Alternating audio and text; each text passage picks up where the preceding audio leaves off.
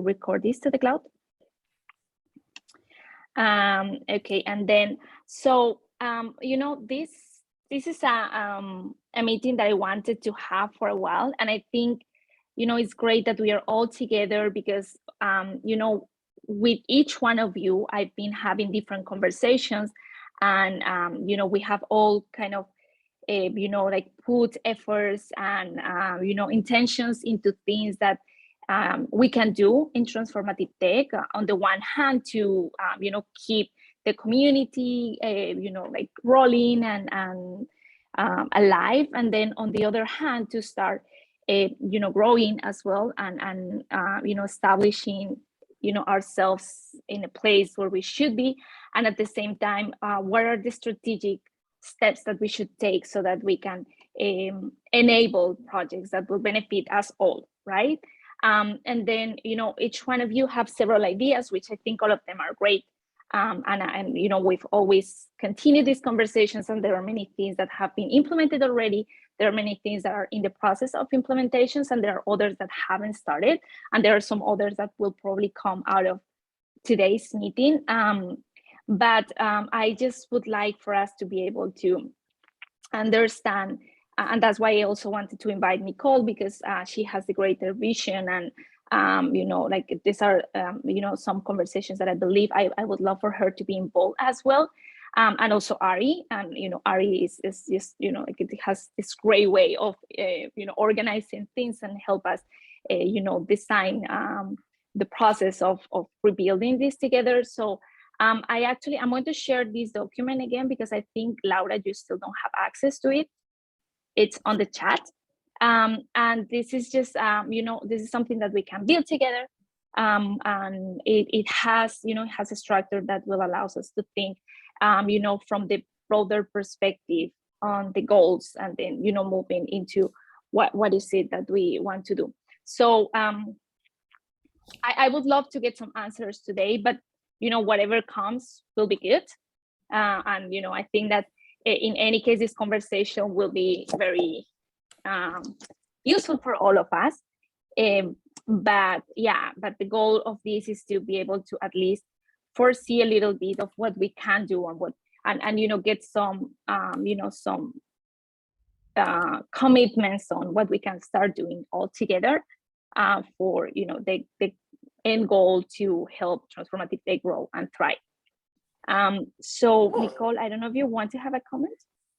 Yeah, well, first of all, it's great to see all of your faces. You know, like, it's so nice to see you. And I know, Laura, I'll see you soon, but you know, we're coming out of the pandemic. You know, people are starting to gather again. You know, pre-pandemic, we were all believers, but the world wasn't necessarily where we are. You know, telehealth was still, you know, something that only a few people did. I saw a study a little while ago that said that 76% of Americans will leave their doctor if they don't have a telehealth option. Like, that's just like, so we were right. And the world recognizes it now. So this sort of like application, you know, applying digital to the human inner landscape in all of its different ways. And so what's called upon now is, like, also in the beginning, you know, before the pandemic, when, you know, people were still, they still saw what we did, many of what we did as vitamins instead of, you know, painkillers, and being really essential. We were on the front lines, like we were on the border of the territory. And in the last 2 years, the border has moved because we were right, and the world has accepted it. So now that things are opening up again, what we have to figure out is, who are we, you know, and what do we do, and how do we do it? You know, we're not people trying to convince the world about things anymore. So we have to figure out, like, what is transformativetech.org, and, you know, what should we be doing? So I'm really excited you're all brilliant. So I'm excited to hear what you think. And that's it. That's all I have to say. Thanks, Nicole. Yeah, I think that, you know, it's great that also you come with this open mind, because I think that, you know, it's the way for us to write something all together that we all love, right? I don't know, Ari, if you have any comments, or anyone actually. I have a question. Has the definition of what transformative tech means changed since the pandemic? No, it's still technology for mental health, social health, emotional health, human purpose and performance. It's basically the inner landscape. You know, now the word, I just had a deck where I talked about human transformation, you know, and for a while that was a word that you couldn't really say. But now I think, you know, that's becoming like that's a word that works out well. So it's still the same things. It's just now other people, I think, believe that it makes sense.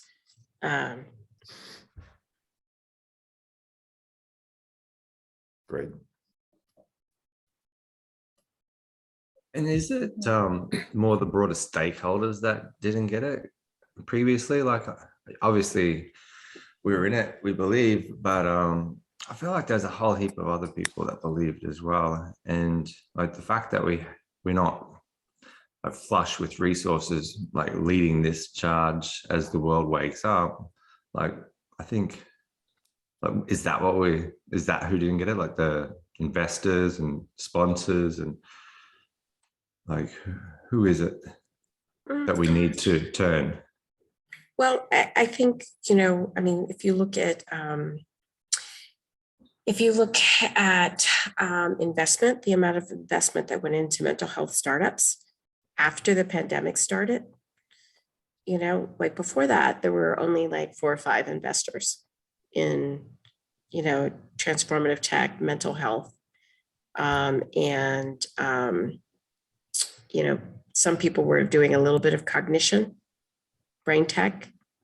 But once the pandemic started, like there was a period of time in the middle of June of 2020 where the CDC did a large study. It was about 3,000 people, but when they extrapolated it back, they said basically, you know, it was something like 60% of the US population was depressed.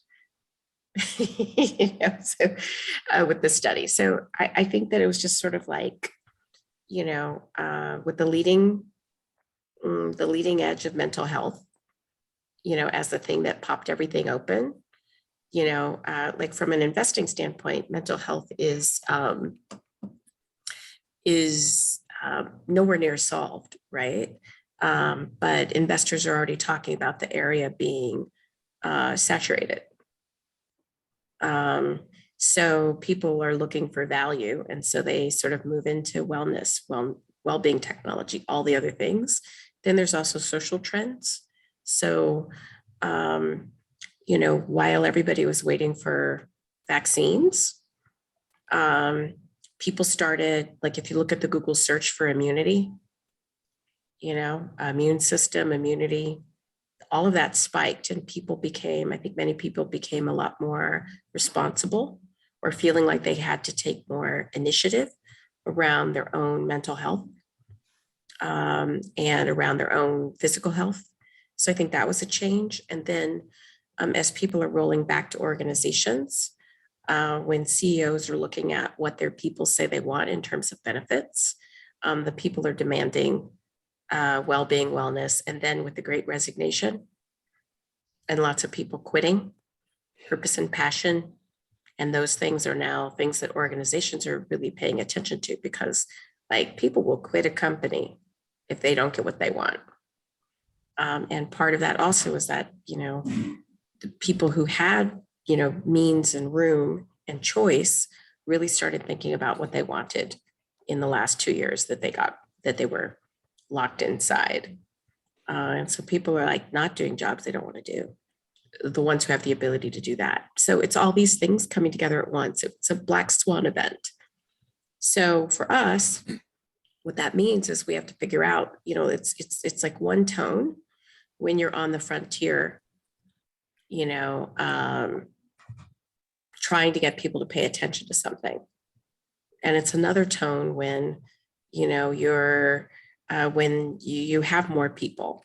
You know, we have a frontier tone.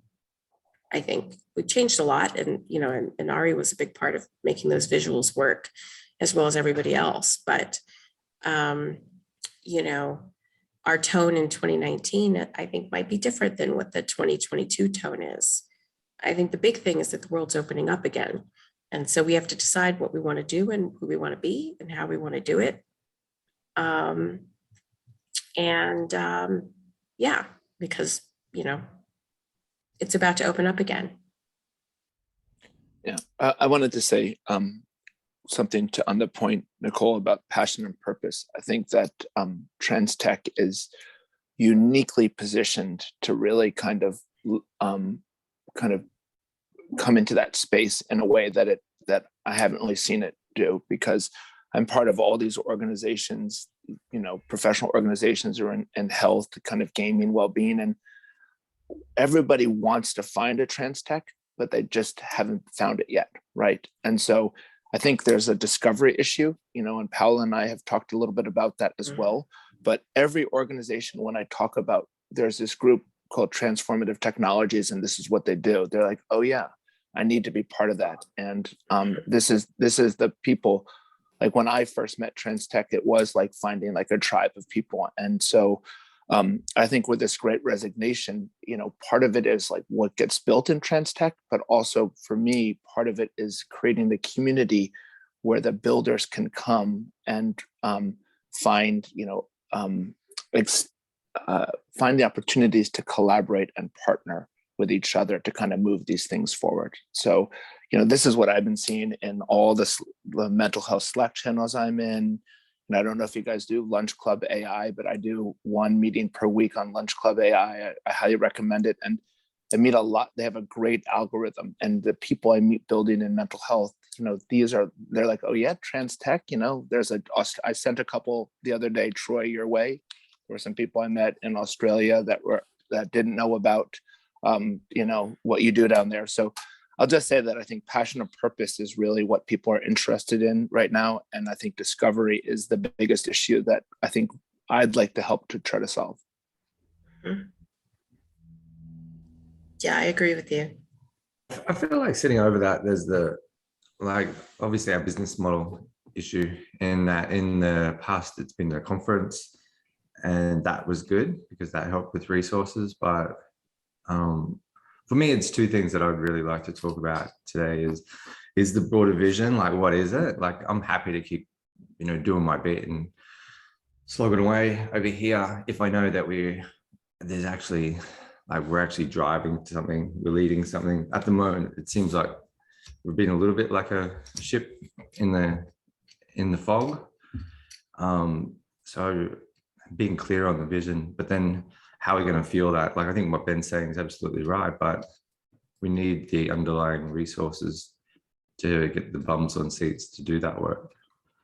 Otherwise, I just feel like we'll keep cruising around in the fog.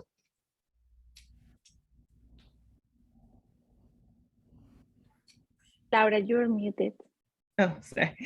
I was just looking at the first line of the goals, reestablishing our position. And I was kind of like, I feel like we have established that. And I guess like in terms of reestablishing, meaning that like getting, as the world reopens, like getting our voice or getting more momentum going. But in terms of like reflecting on what's taken place the last few years and how people are understanding that mental health, you know, human performance, social emotional well-being, all of that is critical for us as we move forward in our lives, that like we're doing that. We're like the global organization that provides like research, information, support, collaboration. So I was just thinking in terms of upping the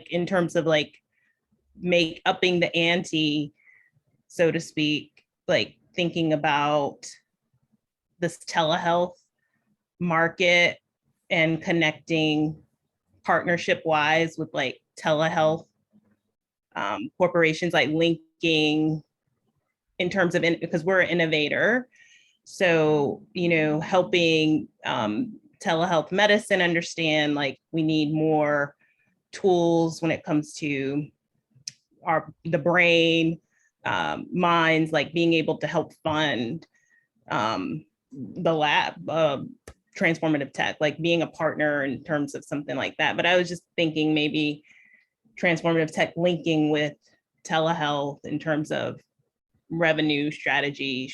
Because I originally, when you, Nichol, were talking in the beginning, I was automatically thinking about NIH or like those like small business, what is it? SBIR, small business research funding. Like they'll do like those contracts and stuff, $1 million investments. Mhm. But I was just thinking that that is a way, like, because we are an innovating research lab on mental health, and there's a lot of things that they're trying to find, like getting money through that is a channel. Mhm. And I think that like syncing transformative tech up with a major telehealth corporation, or getting corporations and telehealth to partner could be a strategy in terms of revenue. Yeah, one of the things that we are doing is we're last year, at the end of last year, I applied for a grant with Village Capital, and it was a $5 million grant, of which our part would have been $500,000 a year for 3 years to provide content for a mental health accelerator. So we're going to be meeting with them again next week in order to develop a grant, and go out to see who might fund that. And they do, they run, well, pre-COVID, they were running 110 accelerators around the world. It's all they do. And its impact is their orientation. They believe that entrepreneurship changes the world. And they're focused on resilience and diversity. So the grant's probably going to be basically trans tech for the bottom 40 globally. It's probably going to be that. How do we do trans tech for the bottom 40? Because a lot of people have the perception that the kind of stuff that we do is only for people of means. And so it'll be something like that. Will be the grant, and we'll see how it goes. Yeah. But the great news is that because they have so much infrastructure, all we have to do is supply the content, but then we can use the money to staff. Yeah.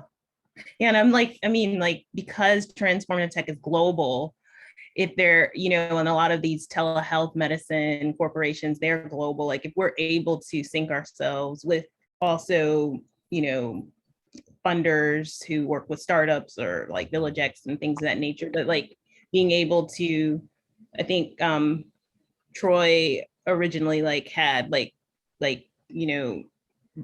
getting funding in each of the different locations where we're based.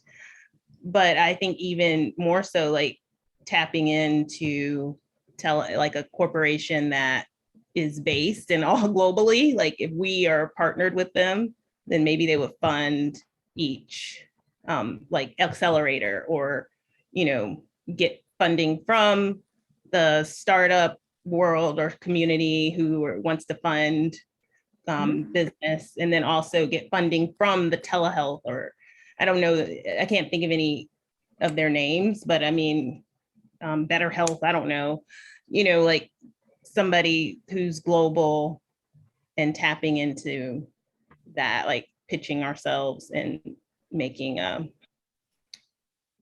connection relationship, and maybe like they would sponsor or give towards that. I don't know. Can I ask you a question, Nicole? Like, what would that look like in terms of, would that just like allow more event programming, or would it allow like incubation of companies within trans tech? Like, how do you see that, like, playing out for trans tech? Like, if that money came in, like, is it funding the organization and the events, like the in-person events, or is it funding individual companies? I don't know. The way that their previous stuff, and it's still, this is all speculation, so I definitely want to make sure I hear from everybody before we run out of time. So that has not been planned.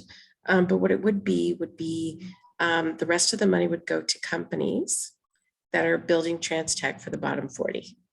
Like that's the grant for that particular angle, because there's a lot of funding out there that wants to do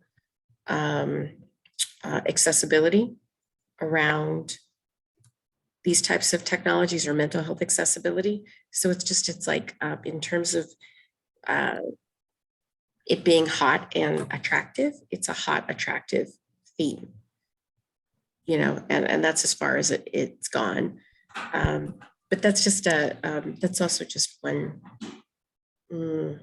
technique. I'd like to hear from from Dimitri and Simone and Ari as well. Like, what are you guys thinking? Well, I'm thinking about how to spend it. No, because we went a little time back and forth around the idea of the identity, right? So, and I think it's quintessential for our identity to be revealed to the world is waking up to our proposition that our web properties, our website principally, mainly, reflects our intents. So I've always been pinpointing that our website should be the ultimate destination for all the content and the different interactions that people might want to have with the community. And so in very simply put, the very first thing that people should come across when they get to our URL is the representation of our community, and with that representation should come interactive features that are just one click away, that put us one quick click away from the person who'd like to join, to know more about each and every one of us and our intent. So I've been really speaking about ways to implement this big vision, because I agree with what you said about the passion, right? Also Ben has remarking it, but the passion comes from the people in the community. And so this is what we need to premise our own our strategy upon. Also, I've seen, for instance, that we have some connecting, so to speak, features on the website of the likes of the job board. Of course, I was imagining something more closer to the matchmaking, but I think we should be investing in thinking about such features. In other words, people would join, put their tags. We also would be carrying tags and meta tags. And so by doing that, by having that as perhaps one of the most predominant sections on the website, we would again reinstate our main goal, that is to be the community with the people that in the field. It would be really sad to have lost all this big legacy that you have started to build, where people didn't believe, and now that the market is ready, not to be seen, perceived, and also pursued as the professionals, the most reliable professionals in the field. Great. Yeah, thank you. I agree. So what would be the next step towards making that happen, Simona? Well, first of all, yeah, we need to reimagine ourselves first in the design of the website. So the landing page of the website should show us as a community. just for like the simplicity, there should be some globe with some faces networked around the globe, and those faces are clickable, and they pull out some interactive feature which I can get immediately in touch with Dimitri, because Dimitri has certain tags showing what Dimitri knows and where Dimitri is located and the area of his expertise. So if the world needs more wellness knowledge and we are the suppliers, that needs to be there, right there on our website first. So the design and then the functionalities. Well, could we use Brella for that? Well, we've been thinking about actually, we've been doing deep investigation into Discord, because there currently isn't a wellness. There's only 25 wellness communities on Discord. Yeah, Right. and if you remember when Discord is taking off, and remember when, like I actually was like in the first month of Clubhouse, but like I was, like I missed the arrival of that new platform. What's nice about Discord is that it has through the bots that can sit on top of Discord. One of my students at Stanford, she as a student managed a 15,000 person high school community with like 3 moderators and bots. It's really like, it's a super powerful tool. And I think that I think that there's a way to, you can do events on top of Discord. And so I think that there's a way to have someone come to an event and then have them immediately go into community. Right now we have a gap, like someone comes to the event and they have to go someplace else and download something else. So if we started running some events on top of Discord, which now there's plugins and a bunch of other things, then when someone registered, they'd be immediately into it.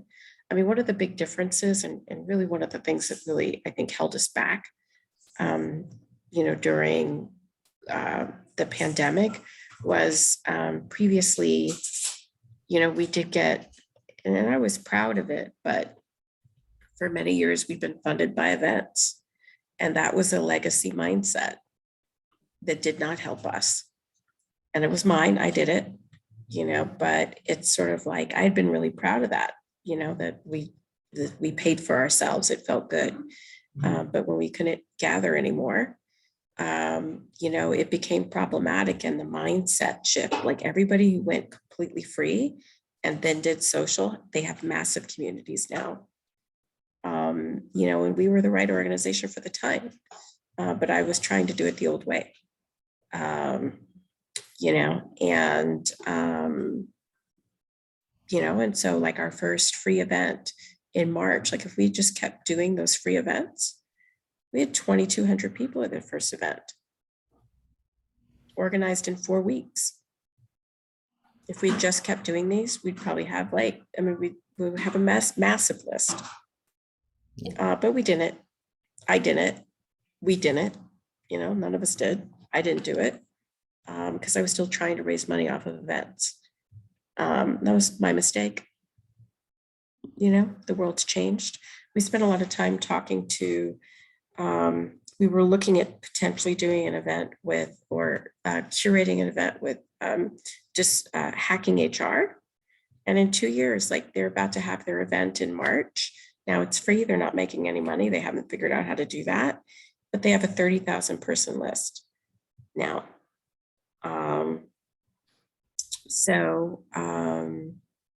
And they have a really, I don't think events should be paid for, online events. I no longer believe that.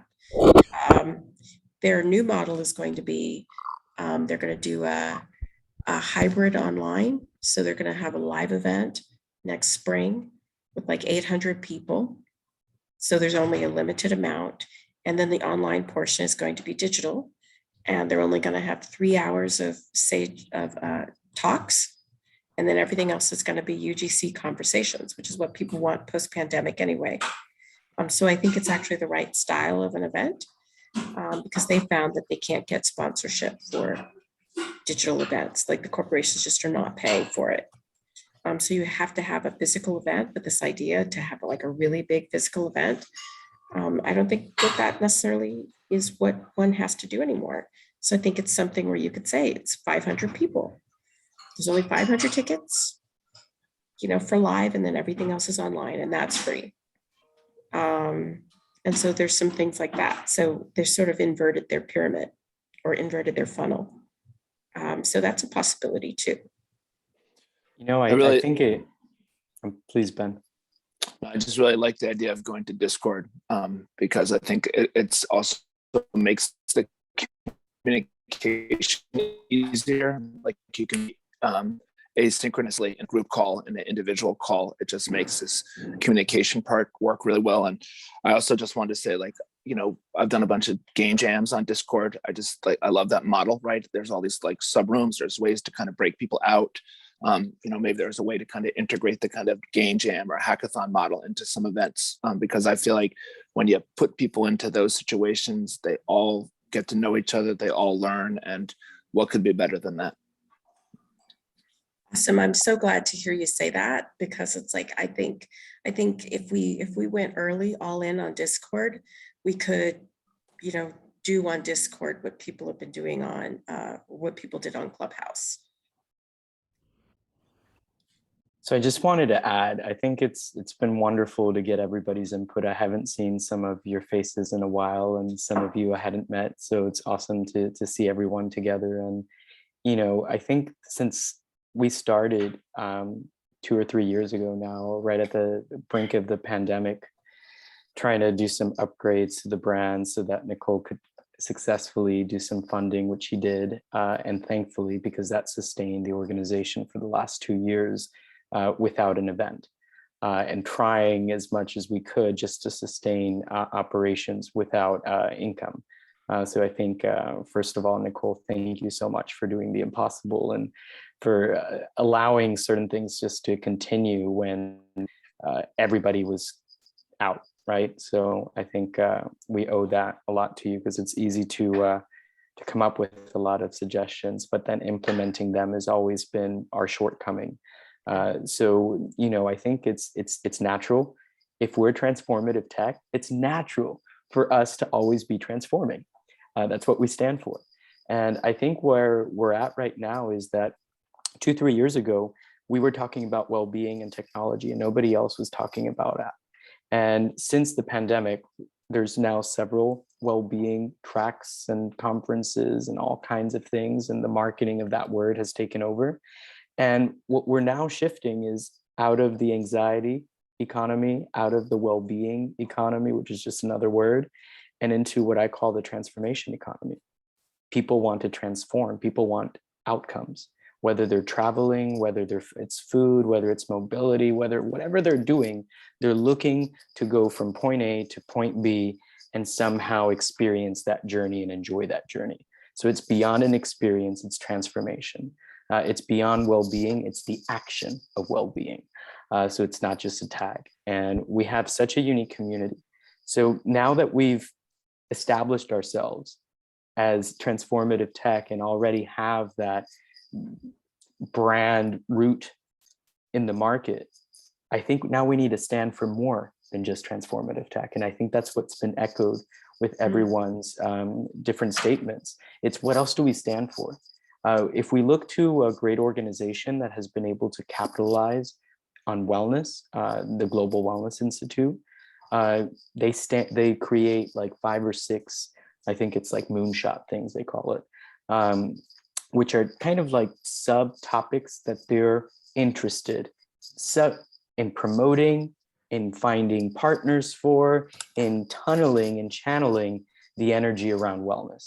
So if we would follow something like that, and through the community identify what are things we're passionate about that we want to bring. It's not just about telehealth, but maybe it's getting telehealth to certain communities that don't have access to it. Maybe it's something around ensuring that there's a framework for technologies that get developed in our community to understand how to get FDA or whatever other kind of things that can lead to mass appeal. I disagree with the first statement on the strategy. I don't think there's much to gain, at least for me, becoming the largest whatever. I think I'd like to become the most impactful. And I think if we can start measuring impact with technology, it's something that Silicon Valley hasn't caught up to yet, right? We talk about the millions and billions that are accrued in funding, but we don't really talk about the impact that leads to. In fact, most of those companies close, as we know. So I think if we stick to impact, align on what kind of impact we want to make and put some goals out there, then we can each kind of rally behind the things that matter to us, and the community starts dictating what's important and how we move forward. Well, a couple of things. I remember when I first started, we called it transformative tech, but nobody knew what that was. And it was just sort of it was really a leap. But now I've started to use that again. And it feels like it's matured. It feels like the world's matured and they're ready for that word. And then the other thing is that, one of the things now that things are opening up again, I've started speaking again. And that's great. And speaking to really, I was in San Diego earlier this last week and was at the Club Managers Association of America, and then yesterday I spoke at Comcast, or the day before yesterday. And what I've been talking about is the intersection between deep human and deep tech, and this idea that, in terms of innovation, if someone wants to be innovative, if a company wants to be innovative, then they need to facilitate the deepening of their employees. And then it's sort of one of the points is that I make that resonates really well is also that this tech society that we're in, that one of my points is the only way to not suffer in the age of networks is to be deep. And so it's in every single case, the thing to do is to deepen. And then the way I position transformative tech is that they're the types of technologies that allow people to develop a greater level of self-awareness. And the thesis is that we should use the technology to deepen the people, and then the deeper people will build better tech, and that it will become a virtuous cycle. And this is resonating with people who are outside of our tribe. I also, yesterday, when I did this talk at the Club Managers Association, it was mostly men, and I made them all eye gaze. It was fabulous. It was really uncomfortable for them, but it worked. And so I think there's something around standing for, standing for transformation, really. And then I love what you said, Ari, about picking a couple of things. I know we can get transformative tech for the bottom 40 funded, because it's just the donors are looking for that kind of thing. So we don't have to convince them. They're not, by the way, they're not interested in getting technology for the top 10 funded. They don't care. But they do care about the bottom 40, mental health for the bottom 40, that kind of thing. What's the bottom 40? Sorry, Nicole. It's economics. So the bottom 40, it's basically, people who are not wealthy. So if you have these are some huge issues with technology. For example, when you mentioned the bottom 40 and coming from a third world country, we talk about these technologies because we have access to Wi-Fi, because we have data plans that support them, all these things that we don't think about as accessibility bridges within technology that are broken or non-existent in other kind of groups. So I think things like that, these are things with substance, with with resonance, with meaning, and going back to both Ben and Simone's point and Laura's point as well on meaning and purpose. That's what people are wanting. So if we can channel meaning and purpose in some categories that we know can be kind of also sector focused, I think those are things that we can leverage. And as an organization, with everyone here on this call as partners, let's say kind of identifying or leading one of those causes, then it becomes easy for us as a structure to support that versus all of it on top. Yeah, and then using, and then if we do a sort of like an event schedule, we do all of our events on Discord, at least the online ones. So it's easily accessible. Then every time we have an event and meet a new person, when they register for the event, they automatically become part of the community. Now it does mean we have to be rigorous on moderation, but there's lots of, like I said, a college student with two admins and bots manage 15,000, including moderation. So it's super doable, and Discord has set themselves up to be able to do it.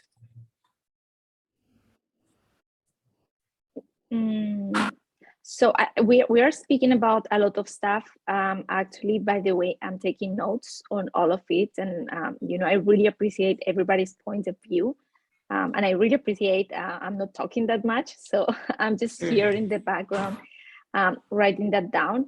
And there is several things we have spoken about, but I guess the biggest topics we have touched is how can we channel the meaning and purpose of transformative tech.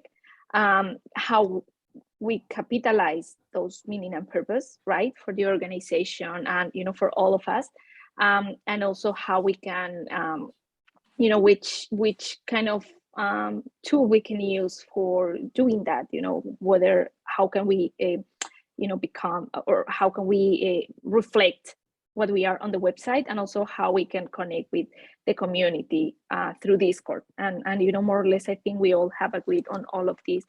And actually, I think that we have more or less touched already on, what are the goals, I guess. I think more or less aligned with all of these will be not reestablished, as Laura said, because we already established, but maybe strengthen our positioning, and maybe redefine, what our position is, and what is the purpose of us as an organization, right? And also, what are the means for that? Which tools we can use, and how we can somehow channel all of these through a platform and a technological platform. And then what are the ways or the means we can monetize that, or we can get funding for the organization. Now, maybe if you want, at some point, some of you already spoke a little bit about strategy.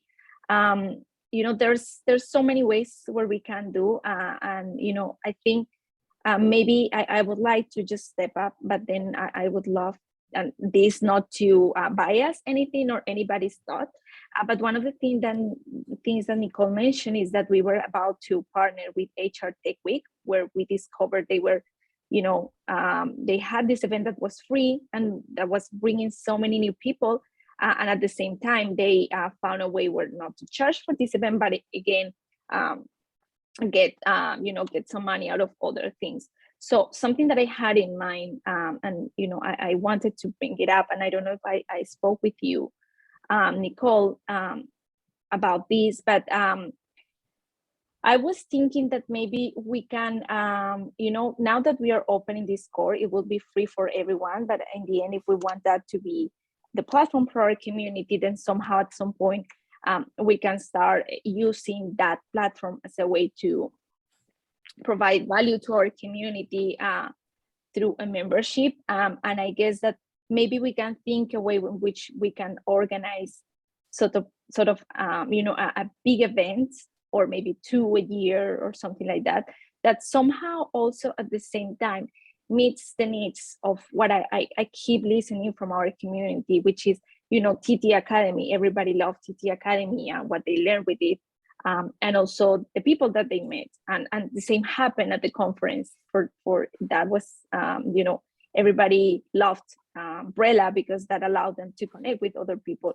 So maybe we can provide that value, 2 times a year where everybody can gather, connect, learn, and then at some point, we can decide, okay, so what is it that, we can provide throughout the year that people can pay for, right? And how we can turn that into a membership. So that's one thought that I have in mind, but obviously there is many other ways. We have also spoken about smaller events, coming back to the conference. So I don't know, this is just like, kind of a way for us to think about, one, how we can channel the meaning and purpose that we are talking about and what transformative tech stands for.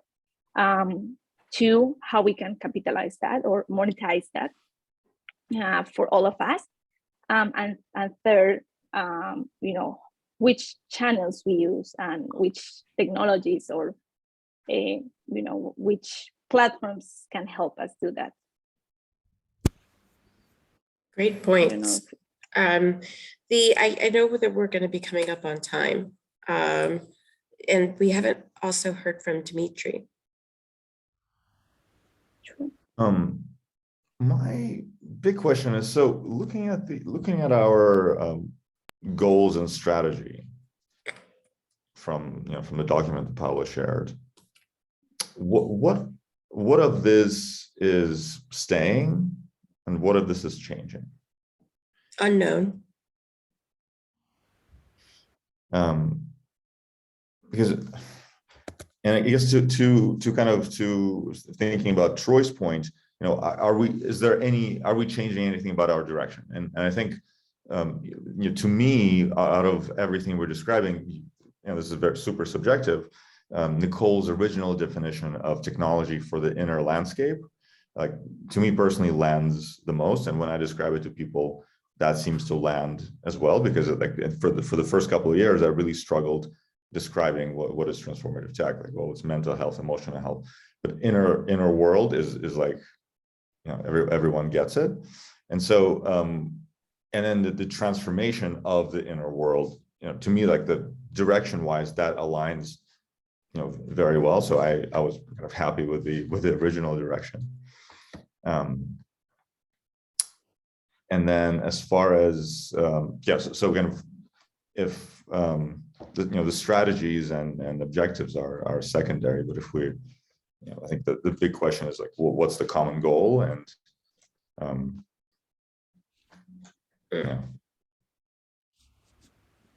yeah, I mean, I think that what I'm hearing, and I need to I would suggest probably the next step is for all of us to, I'll be right there.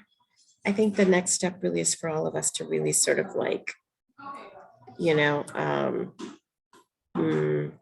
think about what we've talked about, because it was a quick dip in, but I think, it's the same thing that we had stood for before, plus finding a way to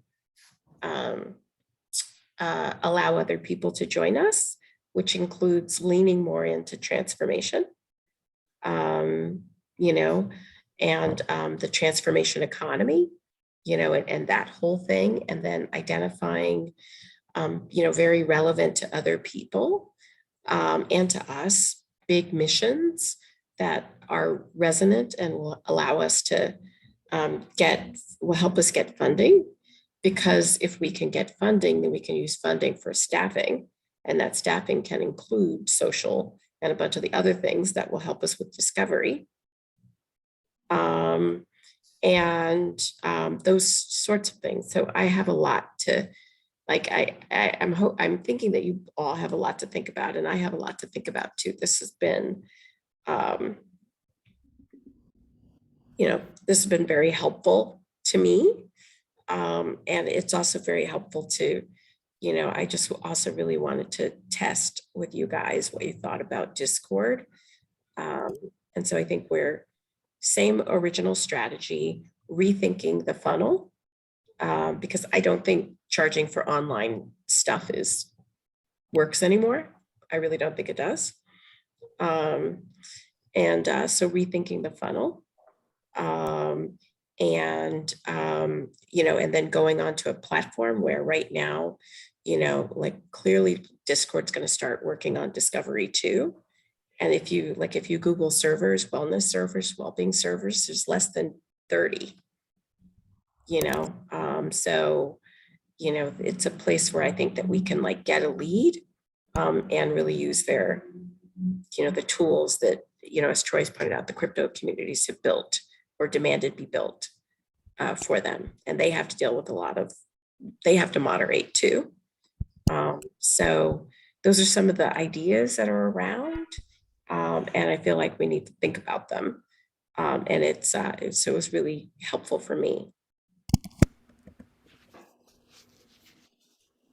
I've always been flying the flag for the local communities and building the local chapters, but I'm just questioning at the same time whether that model's broken, because it relies a lot on people's volunteering efforts, and whether we were all in on just building the global community and looking at it from the lens of discovery through effective marketing, as opposed to building local communities. That way, I'm not putting my efforts into building local here. I've got a role in building something globally, which is looking at white papers, which is looking at crypto and bringing that into the community, which is looking at how do we, as a collective, build awareness and bring people into the community, as opposed to me running a local event for a handful of entrepreneurs.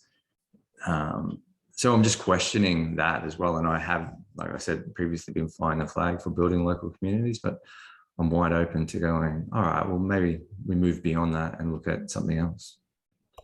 I think we have to think about all of those too. And I think about a half an hour over. So I'm going to speak. So, but I think that the next step would be at the bottom of Paolo's document for each person to take your reflections on this conversation and to just write them in there. And I will too. And then we can, do a living doc together with the goal that, by this time next week, we have at least a point of view off of the conversation that we just had. Can say ahoy if that works for you. Ahoy. Ahoy. Ahoy. Okay, great. All right. Okay. Okay. So thank you so much, everyone, and also Nichol. I know you have to go. I will share the link to everyone, and I will also send the calendar invite for the next call. Great. Thanks all. Bye. Thank you.